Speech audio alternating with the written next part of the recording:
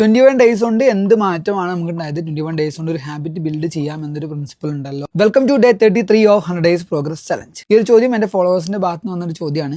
ഈ 21 ദിവസത്തെ ഒരു പ്രിൻസിപ്പിൾ ഉണ്ട് ഹാബിറ്റ് ബിൽഡ് ചെയ്യുന്നതിട്ട് ബന്ധപ്പെട്ടിട്ട് നമുക്ക് എന്ത് മാറ്റമാണ് ഉണ്ടായെന്നുള്ളതാണ് ചോദ്യം. എന്നെ സംബന്ധിച്ച് വലിയ മാറ്റങ്ങളൊന്നും ഉണ്ടായിട്ടില്ല. എനിക്ക് ഇനി ഒരു പർട്ടിക്കുലർ ഏരിയയിൽ വലിയൊരു മാറ്റം ഉണ്ടായി അല്ലെങ്കിൽ വലിയൊരു അച്ചീവ്മെന്റ് ഉണ്ടായെന്ന് ഞാൻ മനസ്സിലാക്കുന്നില്ല. പക്ഷേ എനിക്കുണ്ടായ കുറച്ച് തിരിച്ചറിവുകളുണ്ട്.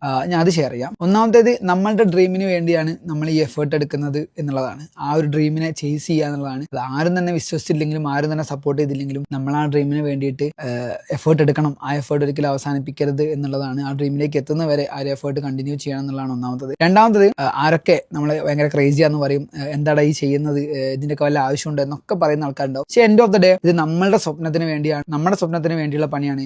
ഇത് നമുക്ക് മാത്രം കാണാൻ പറ്റുന്ന ഒരു എൻഡ് ഗോൾ അവിടെ ഉണ്ട് എന്നുള്ളത് മനസ്സിലാക്കുക. മൂന്നാമതായിട്ട്, there will be days when you feel impossible. അത് നമുക്ക് ഇത് മുന്നോട്ട് കൊണ്ടുപോകാൻ പറ്റില്ല, ഇത് നടക്കൂല എന്നൊക്കെ തോന്നുന്ന ദിവസങ്ങൾ ഉണ്ടാവാറുണ്ട്. നമ്മുടെ ചുറ്റുപാടുള്ള പല ആളുകളും നമ്മോട് പറയും, റീച്ച് ഇല്ലല്ലോ, ലൈക്ക് ഇല്ലല്ലോ, അല്ലെങ്കിൽ ഫോളോവേഴ്സ് കൂടുന്നില്ലല്ലോ, വർക്ക് ആവില്ല, ഡ്രോപ്പ് ചെയ്തേക്ക്, ഈ എഫേർട്ട് വേറെ എവിടെയെങ്കിലും ഒന്ന് ചെയ്തോ എന്നൊക്കെ പറയും. പക്ഷെ അതിനൊന്നും ചെവി കൊടുക്കരുത്. ഇത് നമ്മളുടെ മാത്രം ഒരു മിഷനാണ്, നമുക്ക് മാത്രം അണ്ടർസ്റ്റാൻഡ് ചെയ്യാൻ പറ്റുന്ന ഒരു മിഷനാണെന്നുള്ളത് മനസ്സിലാക്കുക. നാലാമത്തെ പറയുന്നത്, when it feels like you are the only one who still believe in you എന്നുള്ളതാണ്. മറ്റുള്ള ആളുകളൊക്കെ ഏത് രീതിയിലാണ് നമ്മളെ കാണുന്നത്, അല്ലെങ്കിൽ നമ്മുടെ ഈ ഒരു എഫേർട്ടിനെ എത്രത്തോളം പുച്ഛത്തോടു കൂടിയാണ് നോക്കിക്കാണുന്നൊക്കെ നമുക്ക് കാണാൻ വേണ്ടി പറ്റില്ല, കേൾക്കാൻ വേണ്ടി പറ്റും.